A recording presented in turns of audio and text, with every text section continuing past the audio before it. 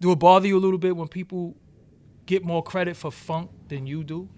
Nah, it don't. That part, it doesn't bother me. I just the fact that it's just the fact that who they give when they leave the name out. Got you. We can all be a part, but don't leave me out of it. You know what I'm saying? Don't Especially say, when you're the founder. That's the part too. Like, don't leave me out of when you talk about it. You know, as far as I don't. The credit is good for we can all have it, but then you leave me out. Did I just think that there's something wrong with that? Production, the damn machines change so much. Right. What's your weapon of choice today? Well, I still use Pro Tools as my like everybody to record. To record in. But I'm learning Logic from Ty. I'm learning Reasons from Rockwilder. Okay. But I still use a motherboard, which is the motif to play, because I don't like the MIDI nothing up. Got you. So I still use the motif as my motherboard, and those people might use a small one. I use the 88 keys one because I get the feel of a piano. Yeah. But to use that with Pro Tools. Was the Bombazi by Keith Murray. That shit was so clever because you had Grapevine in there. And I was like, yo, he used a little piece of Zapp and Roger where he just, it's a small piece. I use a little bit of Zapp and Roger in a lot, but I'm just saying. Even the Redman stuff, DOS effects too, like little, because again, it go a long way. Blow Your Mind is Zapp and Roger. But you're right. If you ever, the Beastie Boys sampled Roger didn't know that in the beginning in Hey Ladies. Wow. And then they knew about Roger. Like if you go to the end of it, it comes in.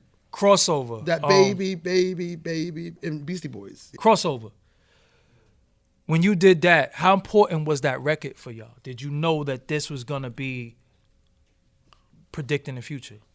Nah, I just know, like I gave you a story behind closed doors. We was going to drop something else off the 4th album. And Russell was like, if y'all drop that, you're going to ruin your career. So the last beats I made was a crossover beat. Wow. And I went to the studio at Dave Rock and Reels, made the beat, and don't know where the subject matter came from, but that was the last beat I made. As far as me having the cassette of the Roger with the world, he was on the blue kind of cover with him with the world on his lap, and I remember buying it in L.A. And I went to the studio with it, and I heard that part when it came up to the part, whatever, and made the beat. And we don't even know where the subject. Maybe I started the subject matter because I come on first. Yeah. But again, the game was changing because it did have Vanilla Ice come in the game, doing 9 million records. People started coming and they started putting the name on stuff like that was selling so much. Like that ain't what hip hop is, whatever. To us, that's some other type of music.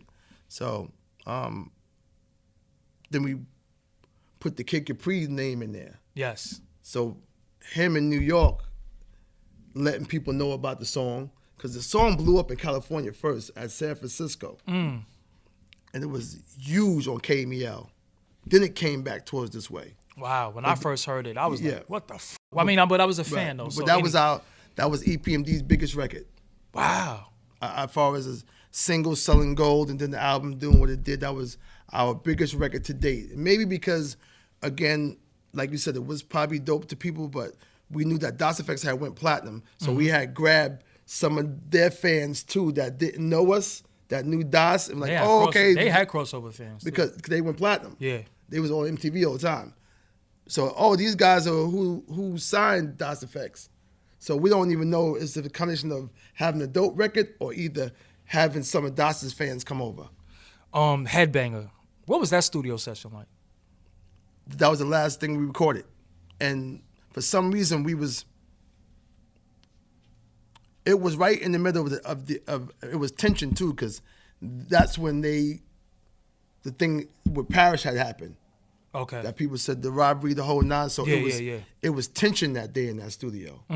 But that was something fun that was happening for the moment. And we all just happened to be in there. And we had like the Temptations 5 mics out, or 4 mics out across the board, and we did it like that. We didn't record separate. We recorded like this. So you heard, if you heard the acapella, you can hear all the leaking. Because we was on one mic yelling.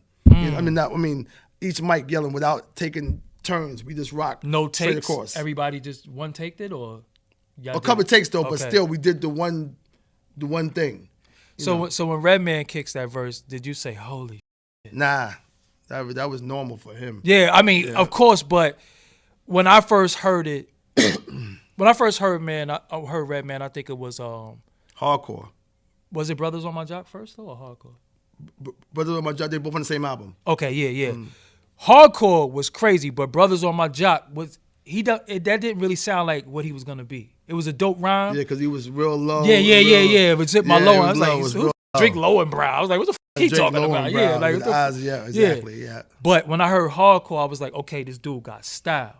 Then they shot the little snippet video. Him and Gloria. Yeah, and I was like, holy shit, this dude is dope. And then it was this whole look.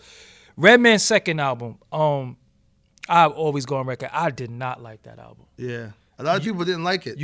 His underground fans love it. Yeah, no, it's a cult classic almost. But again, like Biggie Smalls and his peers did not like it. I felt like Can't Wait.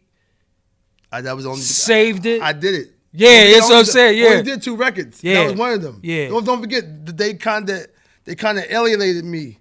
You know, I didn't know that. Oh, you didn't see I didn't do no production? Yeah, but how does the producer don't do no production? I don't understand that. Who alienated you? Was the record label or was it? Nah, it was just again, I think at the time Red learned how to use the MP. Okay.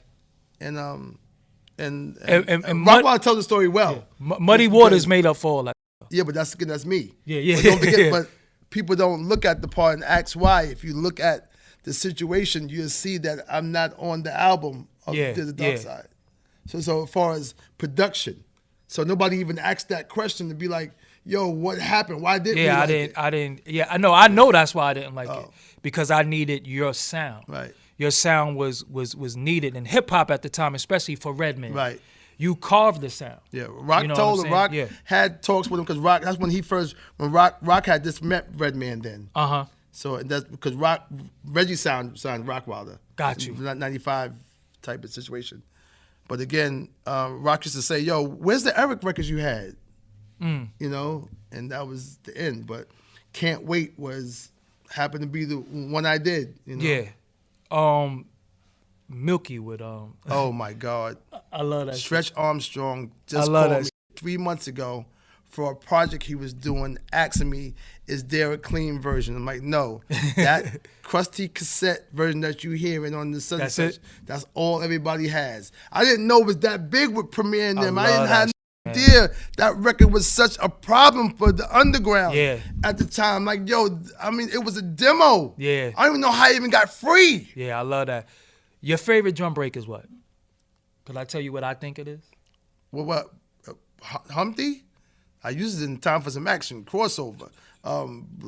Skull Snaps. Skull Snaps, yeah, but I used it in Dr. Effects 4 times. Yeah, I was about to say that. I used it on and Milky.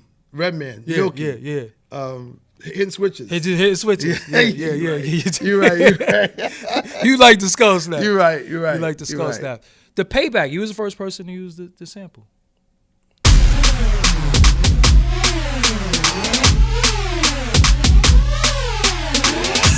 Make sure you click subscribe, youtube.com/Doggie Diamonds TV. Until next time, peace.